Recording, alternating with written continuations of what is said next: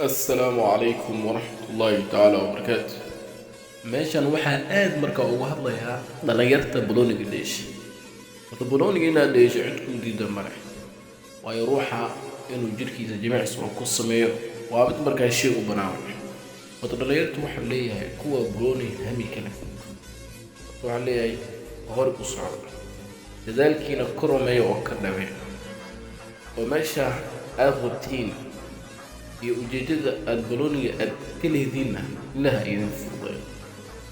laakiin hal mid aan rabo inay marka dhalinyarta marka ugu dadaalaan, horta inay ku dadaalaan alla ka cabsiga inay ku dadaalaan, sidoo kale salaada waqtigeeda ay ku dadaalaan.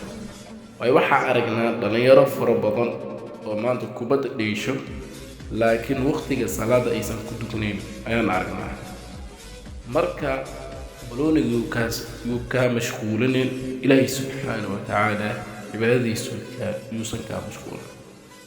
ana waxaan kuu rajaynayaa balooniga inaa har iyo habeen aad heer aad ka gaarto, waayo ruuxa bini'aadamka wax qalbigiisa ku jiro uunbuu heer ku gaari karaa. marka ilaahay waxaa idin baranayaa kuwa doonaya inay markaa balooniga heer sare ka gaaraan, waaba hadday ay helaan midda inuu ilaahay subxaana wa tacaala riyadooda marka oo u rumeeyo dhammaantiin. waxaa idin leeyahay guul wacan, laakiin midda ugu weynaa ah in ilaahay subxaana wa tacaala cibaadadiisa lagu xirnaado.